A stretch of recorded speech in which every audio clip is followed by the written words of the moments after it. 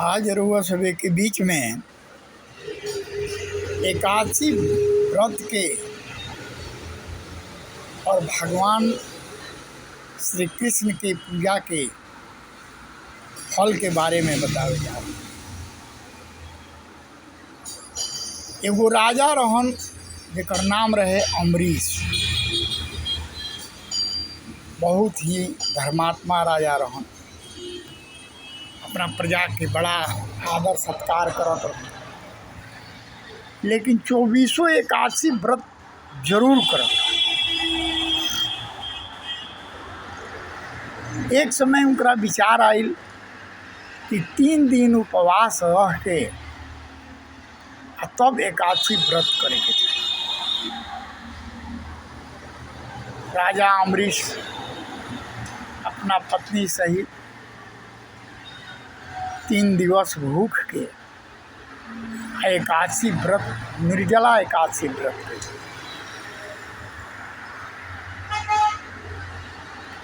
द्वादशी के जब पारण करे चलले वही घड़ी एगो ऋषि उनका दरवाजा पा गई। उनका नाम रहे दुर्वासा ऋषि। दुर्वासा ऋषि के देख के राजा अम्बरीश बहुत ही खुश भइले। कहले कि सरकार, आज तो हमार जीवने धन्य हो गए कि हमरा दरवाजा पर ऋषि आ गए। ओहू में एकादशी व्रत के हम अब पारण करे जा रहल बनी। तो महात्मा जी और कृपा हुई तो साथे हमके। दुर्वासा ऋषि कहले कि हाँ, थोड़ा हम दैनिक नीति से पूजा पाठ करके आ जाता नहीं। तो हमके साथे पारण करिए। ओकरा बाद बगले में नदी रहे। दुर्वासा ऋषि गईले आ जाके वही अपन स्नान ध्यान भगवान के पूजा पाठ करे लगले। तब तक अम्बरीश राजा देखले कि एने द्वादशी बीतल जाता पारण अभी ले भइल ना। जाके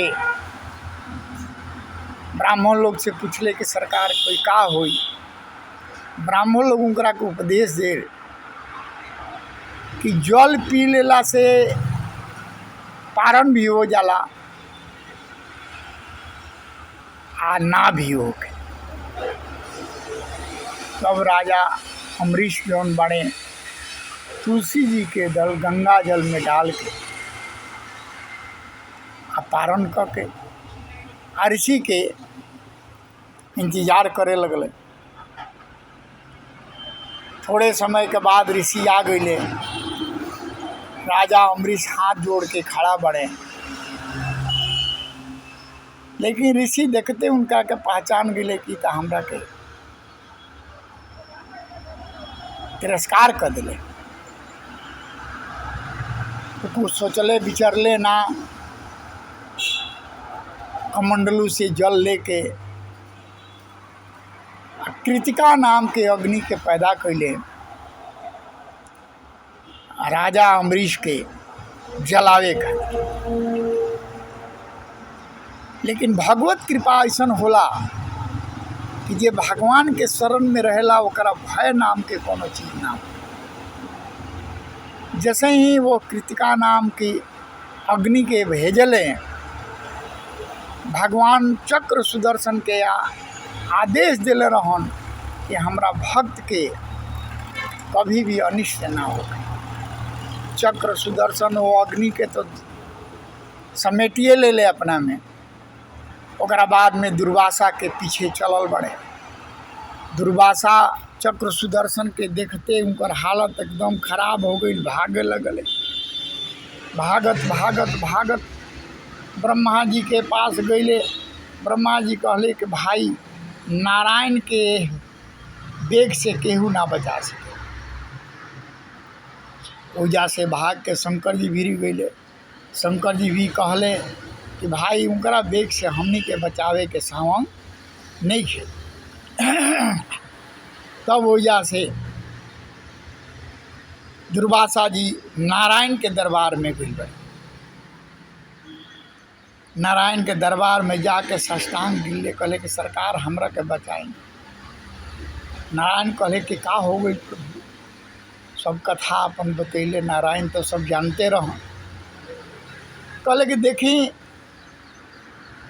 हम भक्त के अधीन हो जानी, जौन भक्त हमरा के मन से पूजा करेला हम ओकरा अधीन हो जानी। फिर भी रुआ के एगो उपाय बताओ तो नहीं, अगर ये उपाय करी आ वो माफ़ कर देस तरा और कष्ट दूर हो जाए। अब बोले कि दुर्वासा जी ओजा से चलल बड़े। जब से एजा से गई बड़े एजा आवे तक 1 साल के समय बीते में मात्र अब 2 दिन रह गई बा। और तब तक राजा अम्बरीश जौन बड़े हाथ जोड़ले खड़े बड़े। दुर्वासा जी हुनकरा भिरिया के जसही चरण में गिरे के कैले, तुरंत दुर्वासा अम्बरीश ऋषि हुनकरा के उठा ले और हाथ जोड़ के चक्र सुदर्शन से कहले कि हे प्रभु, हे भगवान के अस्त्र,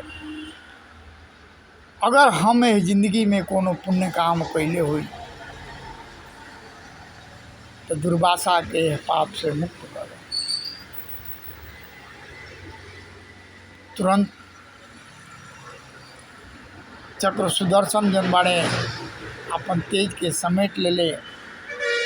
दुर्वासा बड़ी लज्जित भइले और अम्बरीश के साथ बैठ के अब भगवान के भोग लगैले। ये कथा से लिखत रहे भाई सुखदेव जी महाराज की, ये कथा से अगर एक बार भी प्रेरणा कोई ले लेवे कि भगवान के भक्त एकादशी व्रत होके चाहे उनकर पूजा पाठ होके, जे निश्चल भाव से भगवान के भजन करेला ओकरा के काल भी नहीं खिलेरा सके। जैसे राजा अम्बरीश थोड़ा भी उनका अहंकार ना रहे कि हम भगवान के बहुत बड़ा भक्त हैं, और वही तरीका से वो ऋषि के भी आदर कैले।